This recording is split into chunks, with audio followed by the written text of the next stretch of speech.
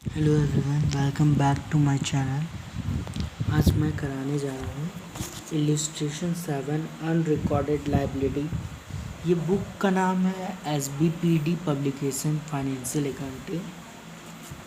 Liability amount assets capital दे रखा है ए का 30,000, बैलेंस शीट का है ना, बी का 30,000, सी का 30,000।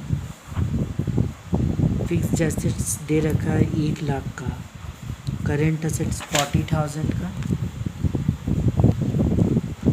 कैश एट बैंक दे रखा है 10,000 का, क्रेडिटर दे रखा है 60,000 का, टोटल आउट करके 1,50,000 दोनों तरफ। All the asset realise 10% less than the book value, मतलब जितना भी एसेट है सब रियलाइज हुआ है 10% less than the book value. Book value से 10% कम अमाउंट में उसको रियलाइज़ किया गया है। Creditor way paid in full settlement, creditor जो है वो फुल अमाउंट क्रेडिटर का पे किया गया है, that is 60,000। Expenses of realisation है 500 का, and a contingent liability for which on provision was paid at 500 contingent liability. इसमें प्रिपेयर करना है realisation account, partners capital account और cash account. Realisation account to fixed assets, मतलब सबसे पहले पहला काम होता है कि बैलेंस शीट में जाके देखना, जितना भी एसेट है उसको लिख देना, जितना भी लाइबिलिटी है उसको लिख देना, और फिर एसेट को रियलाइज़ करना, फिर क्रेडिटर को रियलाइज़ करना।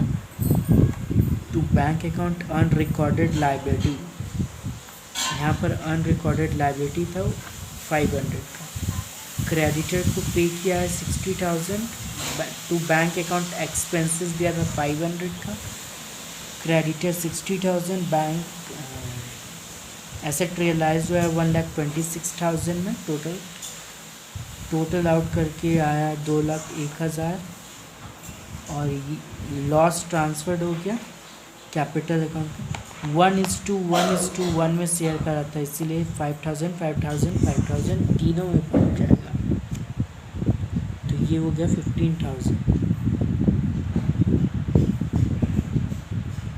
मतलब डेबिट साइड ज़्यादा था, क्रेडिट साइड कम था, तो जो ज़्यादा रहता है उसका अमाउंट को दोनों तरफ लिख दिया जाता है, ठीक है। और अगर इस तरफ का ये पार्टनर्स कैपिटल अकाउंट बनाया, टू रियलाइजेशन लॉस तीनों पार्टनर को बांट दिया गया। टू बैंक अकाउंट से है 25,000 25,000 25,000 तीनों का, by balance BD 30,000 30,000 30,000, total out करके 30,000 30,000 30,000।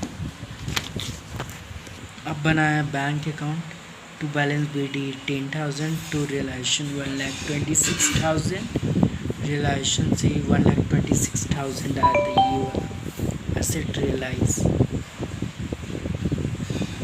बाय रियलाइजेशन अकाउंट ये क्रेडिटर का अमाउंट 60,000 का, बाय रियलाइजेशन कॉन्टिजेंट लाइबिलिटी 500 का, एक्सपेंसेस था 500 का, और by A's capital, by B's capital, by C's capital 25,000 तीनों पार्टनर में बांट दिया गया, ठीक है। टोटल आउट करके 1,36,000।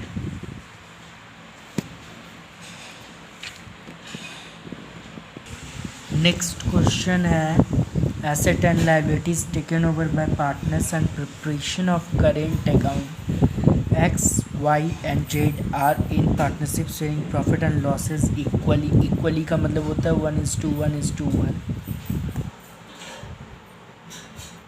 ऑन 31 मार्च 2019 बैलेंस शीट दे रखा है, क्रेडिटर 6,500, Y का लोन दिया है 1,250, बिल्स पेबल दिया है 250, रिजर्व फंड 1,500, X का करेंट अकाउंट 750, Y का करेंट अकाउंट 750, कैपिटल दे दिया है तीनों पार्टनर का 10,000 5,000 5,000 20,000 टोटल है, कैश दिया है 750, debtors 6,250, stock 14,500, furniture 500, machinery 2,500, jets current दिया है 1,500 का, गुडविल दिया है 5,000 का, टोटल आउट करके 31,000 हुआ। तो on the date they decided their partnership, मतलब डिसॉल्व बंद करने का निर्णय लिया गया।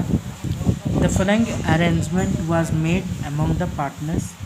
एक्स एग्री कर रहा है to pay creditor, Y taken over the stock, Y मतलब स्टॉक ले लेता है at an agreed valuation of 12,500, Z takes over goodwill at 7,500, bills payable were disclosed were cleared of 5 rupees being allowed for discount। उसमें 5 rupees का discount दे दिया गया है। यहाँ पर जो रिमेनिंग एसेट है वो ऑक्शन हो रहा है और रियलाइज़ हो रहा है 7,500 में। एक्सपेंसेस ऑफ रियलाइजेशन 60 रुपये का है। Wise loan was also paid off, so the realization account was loan account, bank account and current account and partners capital account। अब हम लोग को बनाना है रियलाइजेशन अकाउंट, तो मैंने बना लिया है। जितना भी अकाउंट्स था, जितना भी एसेट था उसको मतलब बैलेंस शीट से देख के लिख लिया, जितना भी लायबिलिटी था उसको लिख लिए, फिर एसेट्स को रियलाइज़ कर दिए। 6,250 to stock 14,500 to furniture 500 to machinery 2,500 to goodwill 5,000 to X current account, X का current account से 6500 to X account bills payable का अमाउंट है 245 to cash account ये रिलेशन एक्सपेंस का 60 रुपीज़ का। बाय क्रेडिटर्स अकाउंट 6500 ये लाइबिलिटी है। Bye bills payable 250 ये भी लाइबिलिटी है। बाय वाई का करेंट अकाउंट स्टॉक 12,500, बाय जेट्स का current account goodwill 7,500, by cash account 7,500। Asset हुआ है आपका रियलाइज। बाय लॉस ट्रांसफर हो गया आपका 435 435 435 तीनों को मिल गया क्योंकि ये लोग इक्वल पार्टनर्स है। अब बनाना है पार्टनर का current account to balance BD। Balance दिया हुआ था 1,500 का जेड का। टू रियलाइजेशन दिया था वाई और जेड का 12,500 और 7,500। टू रियलाइजेशन अकाउंट से जो लॉस आया 435 वही उसी को ले दिया गया। टू एक्स का कैपिटल अकाउंट 7,315 है। बाय बैलेंस BD 750 दोनों का हो गया, इसमें कुछ नहीं है। बाय रिजर्व फंड तीनों का सेम है 500 इक्वल पार्टनर थे। By relation account 6500। By Y capital 11,685, Z का 8,935, टोटल आउट करके इतना। इसको चेक कर सकते हैं, मतलब जैसे इसका जितना आया उस दोनों का सेम आना चाहिए, दोनों साइड का सेम आना चाहिए आंसर।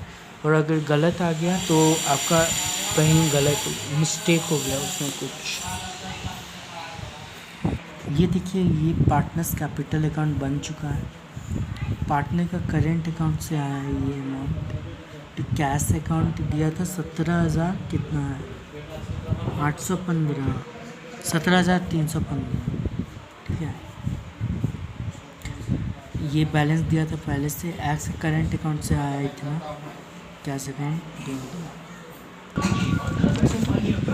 ये देखिए कैश अकाउंट है ये आपका बन चुका है। ये वाई का लोन अकाउंट का अमाउंट है, ये एक्स का कैपिटल अकाउंट का अमाउंट है और ये रियलाइजेशन का एक्सपेंस है और ये बिल्स पेबल का अमाउंट है ठीक है। और ये वाई का लोन अकाउंट है। तो कैश अकाउंट 1250 कैश अकाउंट से आया। बाय बैलेंस BD बैलेंस दिया था 1250 कैश अकाउंट।